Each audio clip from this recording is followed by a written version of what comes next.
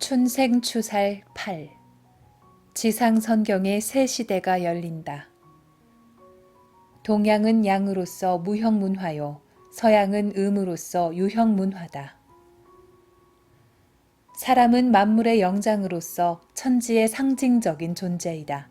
때문에 인류 역사에는 문화라는 것이 있다. 그런데 이 문화도 유형문화가 있고 무형문화가 있다. 유형문화인 기계문명, 과학문명, 물질문명은 컴퓨터나 휴대폰과 같이 생활이기, 즉 생활도구로서 생활하는 데 편리를 주는 것이다. 컴퓨터에 온갖 정보를 입력해 놓고 단추 하나 누르면 세상 만사를 환하게 알 수가 있다. 휴대폰은 저 인공위성을 연결해서 상대방이 호주에 있든지 아프리카에 있든지 남미에 있든지 얼굴을 서로 봐가면서 담소를 하게 한다. 우리가 살고 있는 이 세상은 물질 문명, 기계 문명이 아주 극치에 달했다. 허나 그런 좋은 극치의 문명이지만 기계가 없으면 소용이 없지 않은가. 기계가 없어서 단추를 못 누르면 무슨 소용이 있나. 단지 기계에 의존해서 아는 척 하는 것이다. 다 기계가 알려준 것이지 내가 아는 게 아무것도 없단 말이다. 한마디로 절름발이 문화다. 그리고 무형문화, 정신문화라는 것은 아직 가을 결실문화가 나오지 않아서 다 밝혀지지 않았다. 그런데 문화라는 것은 본래 형상이 없는 정신문화가 문화의 모태이다. 음양으로 따지자면 우리나라 문화, 동양 문화는 양이고 서양 문화는 음이다. 동양은 아버지고 서양은 어머니다. 양은 기운으로서 에너지만 발사해주는 것 아닌가 해서 동양 문화는 형상이 없는 무형 문화, 정신 문화다. 그리고 모든 물건은 땅에서 성장하지 않는가 해서 서양 문화는 형상이 있는 문화여서 물질 문화가 발달돼 있다. 음과 양의 이치라는 것은 참 묘하다. 죽은 남자를 물에 집어넣을 것 같으면 그 시신이 엎어져 버린다. 음을 동경하느라고 서양 남자이건 동양 남자이건 누구도 그렇다. 여자는 양을 동경하느라고 물속에다 넣으면 하늘을 보고 젖혀져 버린다. 그리고 동양은 양이 돼서 음을 배합하느라고 집을 지어도 가장 우묵한 곳에다 납작하게 짓는다. 그게 동양의 건축 문화다. 반면에 서양 사람들은 음이 돼서 양을 배합하려 한다. 그래서 서양에 가보면 팔풍바지의 가장 높은 데다가 아주 뾰족하게 피르침을 달아서 집을 지어 놓는다. 동양 사람은 바람 불어서도 그런 데서 못 산다. 그런데 서양은 거기다가 집을 지어 놓으면 그게 명당이라고 집값도 아주 비싸다. 서양의 건축 문화는 그렇게 되어져 있다. 또 동양 사람은 손짓을 할 때도 손바닥을 아래로 해서 이리 와, 빨리 와 한다. 그런데 서양 사람은 반대로 손바닥을 위로 젖혀서 부른다. 누가 가르쳐 주지 않아도 그 동네에서 태어난 사람들은 자연히 그렇게 되어진다.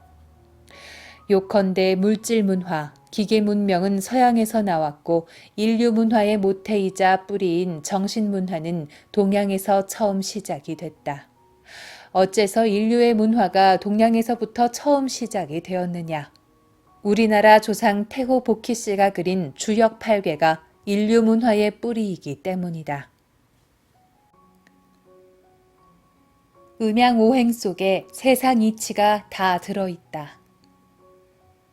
주역은 그 핵심이 어떻게 되어져 있느냐 하면 1, 3, 5, 7, 9는 양이요, 2, 4, 6, 8, 10은 음이다. 1, 2, 3, 4, 5, 6, 7, 8, 9, 10 그게 주역의 틀이다. 참 쉽고 하찮지. 하나, 둘, 셋, 넷, 다섯, 여섯, 일곱, 여덟, 아홉, 열 그게 인류 문화의 원틀이다. 동양 문화는 근본 본질이 수치에서부터 발전된 것이다. 그 속에 세상 진리가 다 들어있다. 왜 그러냐? 13579는 기수다. 짝이 없는 수를 기수라고 하는데 하나, 셋, 다섯, 일곱, 아홉 그건 짝이 없는 수다. 저 홀로 있는 저 혼자만의 수다. 또 짝이 있는 수는 우수라고 한다. 2, 4, 6, 80, 둘, 넷, 여섯, 여덟, 열. 그건 짝수다. 홀수는 수컷수고 짝수는 암컷수다. 음양이라는 것이 수컷, 암컷이다. 그게 무슨 말이냐 하면 자지가 있으면 수컷이라고 한다. 아주 쉬운 것이다. 수컷은 자지가 달렸다. 미물도 그렇고 곤충도 그렇고 날아다니는 새, 기어다니는 짐승도 그렇고 사람에 이르기까지 자지가 달리면 다 수컷이다. 짝수는 어떻게 되느냐 하면 암컷을 짝수라고 한다. 여자 납작자지가 두 쪽으로 생겼다. 이렇게 말한다고 무식하다 할 수도 있겠지만 하늘 땅의 틀이 그렇게 되어져 있다. 하늘은 양이고 땅은 음이다. 양, 암컷, 수컷, 그 진리 속에 세상 만사 모든 이치가 다 들어있다. 암컷, 수컷이 만나지 않으면 이 세상에는 아무것도 되어질 수가 없다. 음양오행 속에 세상 이치가 다 들어있다. 남자와 여자가 이팔청춘이 되면 성숙이 되어서 누렇게 익어진다. 아주 익은 내가 물씬물씬 나도록 익는다. 그걸 사춘기라고 한다. 그렇게 되면 여자는 남자 냄새만 맡아도 구수하니 좋고 남자는 여자 냄새만 맡아도 구수하니 좋고 왜 그런지 그렇게 되어져 있다. 그래서 그걸 성이라고 한다. 그 성이라고 하는 글자는 신방편에 날생자를 했다. 그래서 성자는 마음에서 저절로 우러나온다. 자연적으로 생겨난다는 뜻이다. 옛날에 초례라고 지금으로 말하면 결혼 예식을 하는데 뭐를 써붙였느냐 하면 이성지합 만복지원이라는 글귀를 써붙였다. 남녀 두 성, 박가와 채가, 김가와 이가가 합하는 것은 일만복의 근원이 된다는 말이다. 해서 그것을 신랑 신부 앞에 떡 붙여놓는다. 남자 여자가 시집가고 장가들면 그건 촌수도 없다. 없을 무자, 무촌이다. 한 몸뚱이가 되는 것이다. 한 몸뚱이가 되기 위해서는 합해야 되니까 합하러 시집 장가를 간다. 남자는 여자 찾아가고 여자는 남자 찾아가고 그렇게 해서 촌수가 없이 한 몸뚱이가 되면 거기서 자식이 생겨난다. 남자는 씨, 정자를 가지고 있고 여자는 알, 난자를 가지고 있다. 그 둘이 합하면 그 속에서 아들도 나오고 딸도 나오는데 그걸 형제 자매라고 해서 거기서부터 처음으로 촌수를 따진다. 13579는 양이요 24680은 음이라. 세상 만사 모든 것이 거기서부터 다 시작을 한다.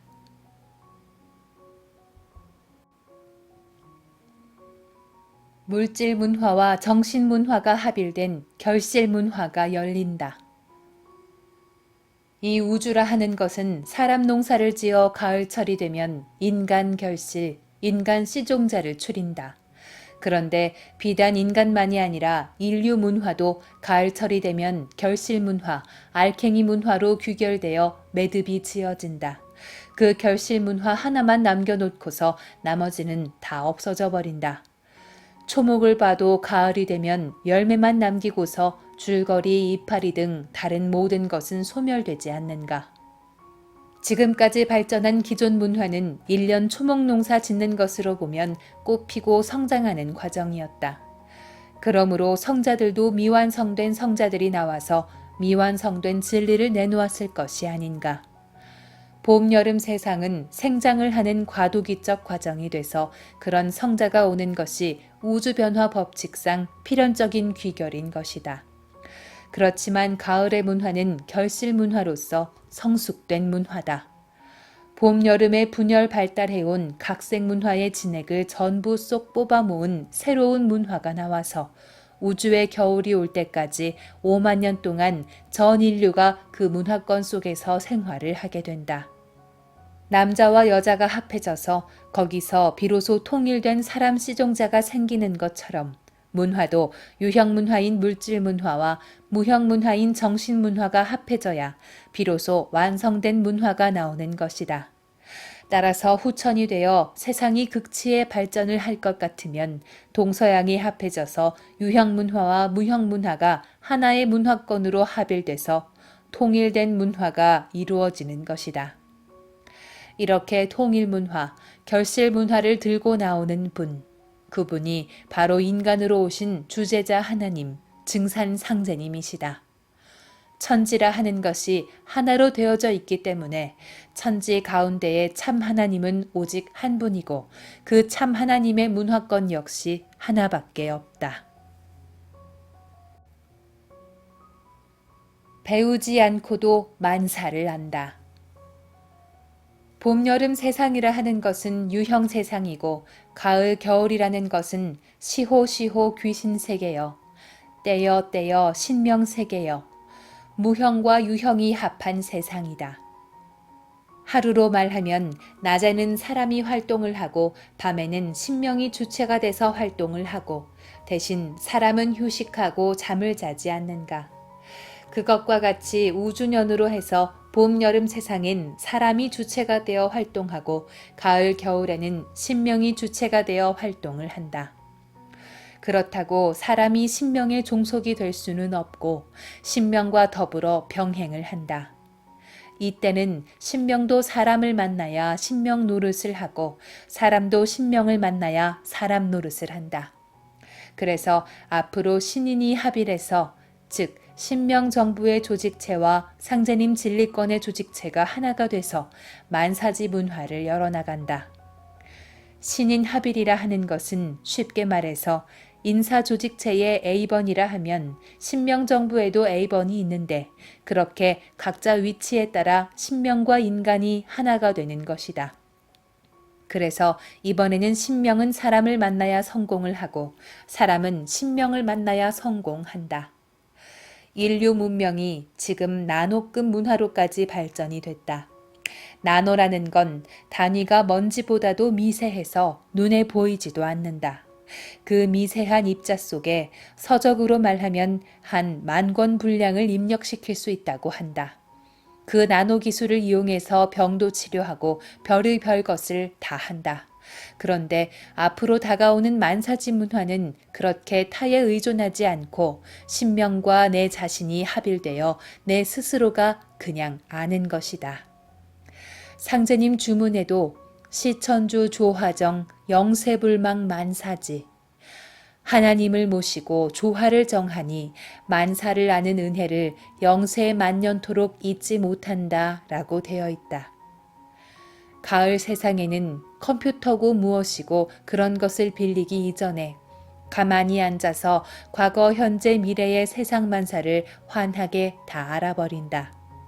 도통을 한다는 말이다. 앞 세상은 일반 백성까지도 이렇게 다 도통을 한다. 대자는 대수하고 소자는 소수로 큰 자는 크게 받고 작은 자는 작게 받는다. 자기 위치에 따라 크게 여물 수도 있고 작게 여물 수도 있다. 그 차이는 있을지언정 하나도 빠짐없이 모두가 고루 여물게 되어 있다. 가을철에 야외에 나가보면 크고 작은 풀들이 있다.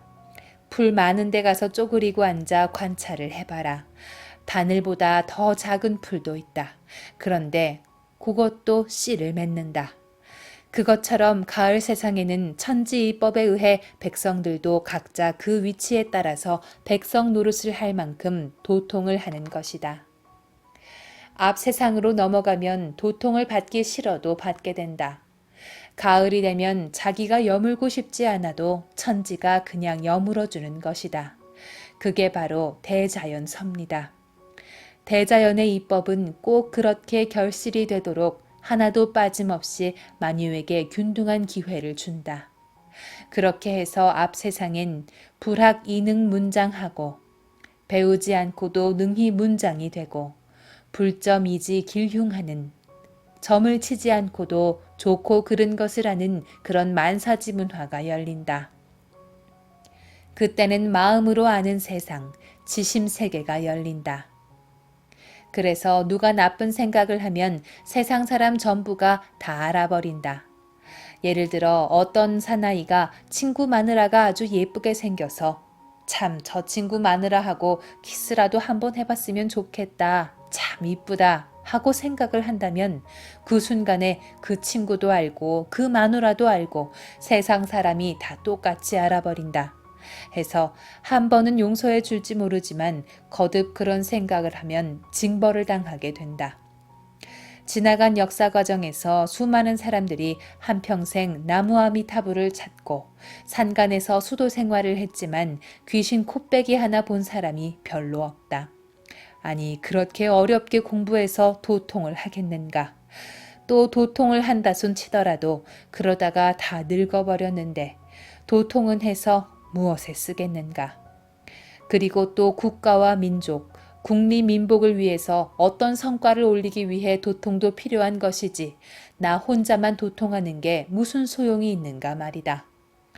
원도통은 앞 세상에 나온다.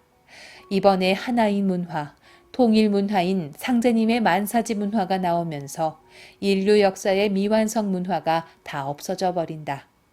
상제님 진리는 선천 기존 문화권의 유교, 불교, 도교, 서교 등의 진액을 전부 걷어들인 인류 문화의 결정체이다.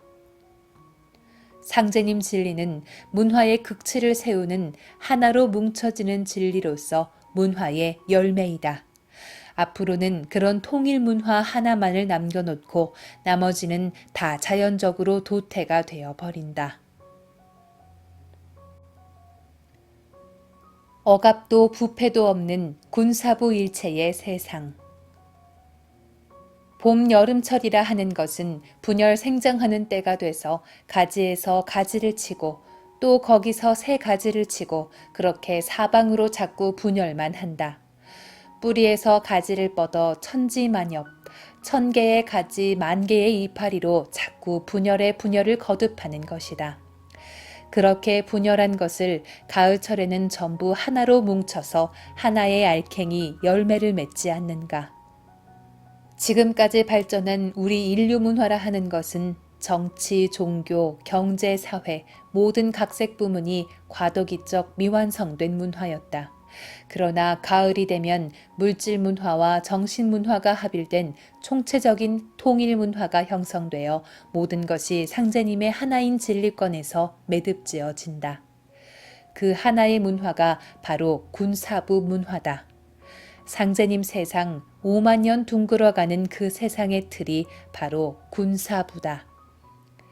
지금까지의 역사 과정이라는 것은 황, 제, 왕, 폐, 이적, 금수로 이어져 왔다. 지금 이 세상은 금수 시대다. 사람 두 것만 썼지 이 세상은 서로 기만하고 속이고 뒷등치고 부모 형제지간에도 내쫓고 서로 뺏고 발길로 차고 별일이 다 있지 않은가. 우리나라만 그런 것도 아니고 전 세계가 다 그렇다. 그게 천황, 지황, 인황, 요수누탕, 문무주공 같은 삼황오제 시대를 지나 이적 시대를 거쳐 금수 세상으로 떨어졌기 때문이다. 역사가 그렇게 되어졌다. 그런데 앞으로는 천황, 지황, 인황으로 다시 황시대로 되돌아간다. 황시대로 쭉 내려가면서 열매기 문화, 군사부 진리로서 후천 5만 년 세상이 펼쳐지는 것이다. 가을 문화의 원시반본 정신에 의해 그 열매기 문화라는 것은 천지의 열매요 우주의 결실이기 때문에 그 통일된 결실 문화가 후천 5만 년 내내 쭉 연속이 되는 것이다. 그럼 군사부가 무엇이냐? 우선 천지에서 개벽을 할 때 상제님 진리로서 세상에 살아남는다. 상제님 진리로 살 수 있게 되니 상제님이 곧 아버지다. 생하자도 부모요 양하자도 부모다. 나를 낳은 것도 부모이지만 죽는 걸 살려줬으니 그도 부모 아닌가. 또 상제님 진리로서 도성덕립이 된다. 그러니 상제님이 임금, 황제, 군주가 된다. 자동적으로 그렇게 되는 것이다. 그렇게 상제님이 군도 되고 죽는 세상에 그 은총으로 살았으니 부모도 되고 또 상제님 진리를 믿고 따르게 되니 스승도 된다. 누가 해라 마라 하기 이전에 자연적으로 군사부 세상이 되는 것이다. 그런데 한 나라의 백성이 되어 그 하늘 밑에 살면서 군주를 배반하고는 절대로 살 수가 없다. 그 영역권에서는 절대로 군주를 배반할 수 없는 것이다. 그 사도로 볼 때 그 스승에게 배운 것이 사실인데 스승을 배반하겠다고 하면 그건 누구 보고 얘기해도 사리에 부당한 소리라고 한다. 그래서 사도도 절대로 배반될 수 없는 것이다. 또 아버지가 유전자를 전해서 자식을 낳았는데 나는 우리 아버지 자식이 아니다. 나는 아버지를 물리련다 한다면 그것도 말이 안 되는 소리다. 그건 절대로 물릴 수 없는 것이다. 1000년을 가도 10,000년을 가도 바꿔질 수 없는 것이다. 제 애비가 초목으로 말하면 제 뿌리인데 뿌리를 끊으면 저도 죽지 않는가. 해서 앞 세상 군사부 진리는 배척할래야 배척할 도리가 없다. 천지의 이치가 그렇게 되어져 있다. 상제님 진리로 도성 독립이 되어 다음 세상이 열리고 상제님 진리로서 후천 5만 년을 통치하는데 상제님 진리를 어떻게 벗어날 수가 있나. 또 상제님 진리는 전 인류의 생활 문화가 돼서 상제님 진리를 벗어나려고 할 필요도 없고 거기서 벗어나면 살 수도 없다. 만일 상제님 세상에서 군사부의 틀을 벗어나려는 사람이 있다면 그것은 이 대자연 속에서 산소 호흡을 않겠다고 코 막고 입 막고 있는 것과 똑같은 것이다. 코 막고 입 막으면 질식해서 죽는 것밖에 더 있는가.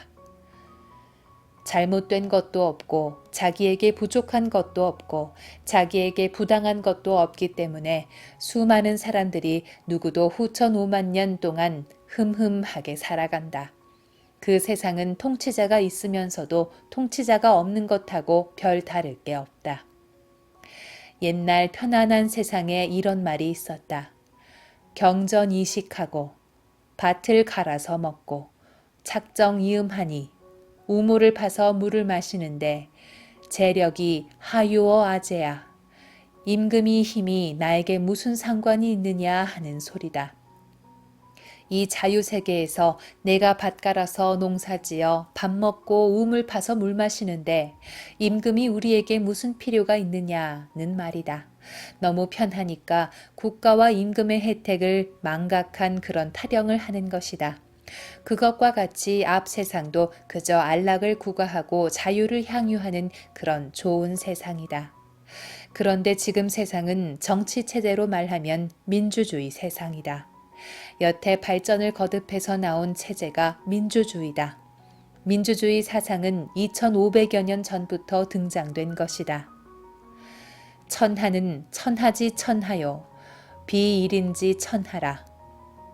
천하는 천하 사람의 천하요. 한 사람의 천하가 아니다. 세상은 세상 사람의 세상이요. 한 사람이나 두 사람의 세상이 아니라는 것이다. 또한 삼인지행의 필종이인지연이라. 세 사람이 가는데 두 사람이 좋다고 하면 두 사람의 말을 쫓아야 된다고 했다. 그게 민주주의 아닌가. 허나 이상만 좋고 이론만 그럴듯했지 세상이 그렇게 허용을 안 했다. 민주주의도 흠이 그렇게 많다. 그리고 국제 경제라는 것이 완전히 경제 전쟁이다. 물건을 많이 만들어 수출을 해서 자국민이 잘 살아야 된다는 것이다. 반면에 부익부 빈익빈해서 경제망으로 사람들을 올가매고 노동력을 착취하는 문제가 있다. 그러나 앞으로 상제님 세상은 군사부라는 틀 속에서 누구를 억압하고 부패를 하고 전혀 그런 게 없다. 산무도적하고 산에는 물건을 뺏는 도둑이 없고 야불수뷰라. 들에서는 흘린 것을 주워가지를 않는다. 먹을 게 풍부하고 입을 게 풍부한데 그것 주워다가 무엇을 하겠나. 제 것도 다 주체를 못하는데. 천지의 최종적인 목적이 무엇이냐 하면 사람 농사를 지어서 가을철에 군사부라는 문화의 열매를 맺는 것이다. 상제님이 꼭 그렇게 만들려고 해서 되는 것보다도 우주 정신의 구경 목적, 아주 궁극적인 목적이 그렇게 되어져 있다. 신인이 합이라는 인존 문화가 열린다. 봄철은 천리지상 시대다. 봄철에는 땅이 비옥하고 토박하고를 떠나서 봄볕이 가장 많이 드는 데서 냉이 같은 것, 달래 같은 것이 먼저 나온다. 봄에는 지리도 소용이 없고 사람도 소용이 없고 햇볕 많이 드는 데가 제일이다. 봄철은 하늘이 만유의 생물을 내는 때니 천존시대다. 그 다음 여름철은 지리지상 시대다. 인걸은 지령으로 좋은 땅에다 조상을 모시면 그 지기를 받아서 좋은 자손도 낳고 부자도 된다. 양택, 음택이 다 마찬가지다. 여름철은 땅이 만유 생명을 길러내는 때니 지존시대다. 그런데 앞으로 다가오는 상제님 세상은 천존과 지존보다도 인존이 높다. 왜 그러하냐? 인문지상 시대가 되기 때문이다. 가을에는 천지에서 사람 농사 지은 것을 사람이 천지를 대신해서 거둬들이니 인존시대가 되는 것이다. 묶어 말해서 우주의 봄철은 천인, 천지, 천천. 하늘이 사람 노릇도 하고 하늘이 땅 노릇도 하고 하늘이 하늘 노릇도 하는 천존시대요. 여름철은 지인, 지지, 지천. 땅이 사람 노릇도 하고 땅이 땅 노릇도 하고 땅이 하늘 노릇도 하는 지존시대요. 그리고 가을철은 인존시대. 인인, 인지, 인천. 사람이 사람 노릇도 하고 사람이 땅 노릇도 하고 사람이 하늘 노릇도 하는 때다. 이제까지 인류 역사에서 사람이 창조의 경쟁을 해서 오늘날 이처럼 찬란한 문화를 꽃피웠다. 그런데 앞 세상에는 그 찬란한 문화가 더욱 성숙하여 신인이 합이라는 문화, 시천주 조화정, 영세불망 만사지하는 문화, 인존 문화가 열린다. 앞으로의 문화라 하는 것은 하늘이 할 것을, 땅이 할 것을 사람이 대신한다. 천존으로도 능히 당할 수 없고 지존으로도 능히 당할 수 없고 사람이 좌지우지하는 세상이다. 예를 들어 국가의 천문과라고 하든지 아니면 농정과라고 하든지 그런 과가 생겨서 비를 내려도 어느 지점에 얼마를 내린다 하는 것을 사람이 조정을 한다. 비가 많이 오면 홍수가 져서 사람을 귀찮게 하고 못 살게 하고 피해를 주잖는가. 또 가물면 농사를 못 짓게도 하고 말이다. 앞으로는 그런 폐단이 없도록 충청도, 전라도 혹은 강원도의 어떤 지역에 몇 시에서 몇 시까지 몇 밀리를 내려라 하고 사람이 결정한다. 비 오는 영역도 표시를 하고 70mm, 80mm, 150mm 비 오는 수량까지 정해준다. 문화가 거기까지 발전을 한다. 인존 문화라는 것이 그러하다. 그때는 인존이 천리와 지리도 정복한다. 인존 앞에서는 신명도 꼼짝 못한다. 가을은 신명이 주체가 되면서도 인존 앞에서는 또 인존의 명령을 받들어야 한다. 그 세상에는 무엇이든 신명 문제도 인사 문제도 사람이 다 맡아서 한다. 그렇다고 해서 정의에 어긋난 일은 못하지만 인존 세상이라 하는 것은 그렇게 사람이 지극히 존엄한 세상이다.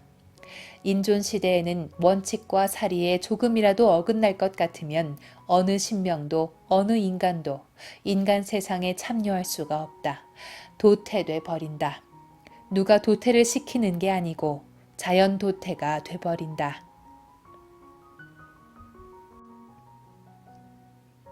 죽는 생명을 인존의 진리가 살린다.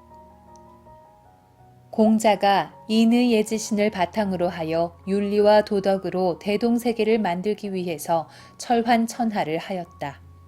철환천하라는 말은 공자가 평생 동안 중국 천하를 다람쥐 쳇바퀴 돌듯 주의부시해서 만날 쫓아다녔다는 말이다.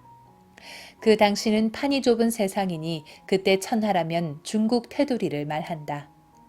얼마나 돌아다녔던지 공석이 미난이라. 공자가 동가식 서가숙, 동쪽 집에서 아침을 먹고 서쪽 집에서 잠을 자고 앉은 자리가 더워질 새도 없이 자리를 떴다는 말이다. 또한 공자는 상가지구라는 능욕도 당했는데 초상집 개와 같은 사람이라는 말이다. 초상이 나면 소도 잡고 돼지도 잡지 않는가. 그러면 개라는 놈은 사람들이 먹고 버린 뼈다귀 하나라도 찾으려고 냄새 맡고 쫓아다닌다. 그가 공석이 미난이라 상가지구라 이런 회담을 들어가면서 세상을 위해 희생봉사한 그 공덕으로 2500년 동안 성인으로 추대를 받아왔다. 또한 자비의 석가, 박애의 예수, 그 두 성자도 세상에 쌓은 공덕으로 석가는 3000년, 예수는 2000년 동안을 성인으로 받들어져 왔다. 그런데 상제님 진리는 죽는 세상의 목숨을 살려주는 것이니 그건 단순히 인간 세상에 공을 쌓는 정도가 아니라 천지에 공을 쌓는 것이다. 과거 성자들은 인간 세상에 다만 봉사를 했을 뿐 천지에 공을 쌓은 것은 아니다. 인존의 진리로서 죽는 생명체를 살려주는 것, 이것이 천지에 공을 쌓는 것이다. 천지에서는 생명을 죽이는데 인존이 이화한 진리, 인존의 화권으로 질정된 진리가 사람을 살리고 새 세상을 개창하여 새로운 선경세계를 건설한다. 천지는 봄에 물 건네고 가을철에 알갱이를 맺어 놓으면 자기 할 노릇을 다 마친다. 그 알갱이는 인존이 인존의 위치에서 걷어들이는 것이다. 이제 천지의 진리가 100%다 여물어서 알갱이가 맺어진다. 더 이상 나올 것이 없다. 알갱이는 가을에 오직 한 번 맺는 것이다. 가을철에 결실할 때 한 번 결실하면 그걸로 끝이지. 다음 달에 여물고 또 다음 달에 여물고 그렇게 되는 것이 아니지 않은가. 해서 인류 문화는 이번에 여물면 다시는 여물지 않는다. 이번에 여무는 알갱이 문화, 통일된 문화가 후천 5만 년을 내려간다. 왜 5만 년이냐? 우주 일련에서 천지가 동결돼서 일체의 생물이 멸망당하기 전까지 5만 년이 남았다는 말이다. 앞으로 사람이 살 수 있는 시간이 5만 년이다. 그 5만 년 동안은 상제님의 인존문화권에 전 인류가 수용을 당하는 것이다. 이번에 상제님 진리로 판이 한 번 정해지면 절대로 바뀔 수가 없는 것이다. 상제님 진리는 뿌리 진리이기 때문이다. 뿌리 진리라고 하면 다시 말해서 천리다. 천지의 이법. 자연 섭리는 고칠래야 고칠 수가 없지 않은가. 모두가 행복을 구가하는 불로장생의 세상. 이번에 상제님의 진리를 만나 살아서 후천 새 세상으로 넘어갈 것 같으면 행복을 구가하면서 후천 5만 년 동안 자자손손 개개승승해서 잘 살 수가 있다. 그 세상은 그저 일방적으로 안녕 질서를 누리고 참 좋기만 한 세상이다. 앞 세상에는 그런 것이라고는 전혀 있지를 않다. 사람은 먹고 살기 위해서 투쟁하는 것밖에는 아무것도 없다. 그런데 앞 세상에는 먹고 살 것이 그렇게 풍부하고 기계 문명, 물질 문명 모든 게 아주 극치에 발전을 해서 참으로 살기 좋은 세상이 된다. 3, 40년 전만 해도 불 떼지 않고 밥해 먹는다는 상제님 말씀을 믿지 못했다. 70년대에 전기밥솥이 처음 나왔을 때다. 서울에 잘 아는 친구가 있어서 우연히 거기를 들렀는데 오랜만에 만났다고 아주 반가워한다. 그런데 뭘 어떻게 하는지 뚝 하는 소리가 나더니 아니 밥 냄새도 나고 밥이 다 됐다는 것이다. 그게 전기밥솥이다. 불 떼지 않고 밥 짓지 않는가. 그리고 앞으로는 종자가 개량되어서 한 번 씨 뿌리면 가을에 가서 곡식을 베고 다음 해에 그 구루터기에서 또 새싹이 난다. 거름 한 번 안 해도 땅을 태워서 다 옥토로 만든다는 상제님의 공사 그대로다. 또 생명공학이 극치로 발전해서 사람도 줄기세포를 배양해서 간신비폐신을 새로 만들 수 있다. 그건 상식적으로 누구도 다 알고 있는 사실이다. 태모님께서 앞으로는 인간 수명이 상수는 1200살을 살고 중수는 900살을 살고 아무리 일찍 죽는 하수라도 700살을 산다고 하셨는데 거기에 그치지 않고 몇 곱쟁이 더 살 수도 있다. 줄기세포 몇 개를 키워서 사람 몸에 갖다 심으면 그게 커서 간도 새로 만들어내고 폐도 새로 만들어내고 이빨도 새로 나게 한다. 백발이 환흑하고 낙지가 부생이라. 흰 털럭이 검어지고 빠진 이빨이 새로 난다. 그때는 너무너무 오래 살아서 아이고 죽지도 않아 할 게다. 오래 사니까 귀찮다고 하는 말이다. 앞으로는 그런 세상이 온다. 그때 가서는 근래의 나노 문화 같은 것은 당연한 생활 문화로 수반이 될 것이다.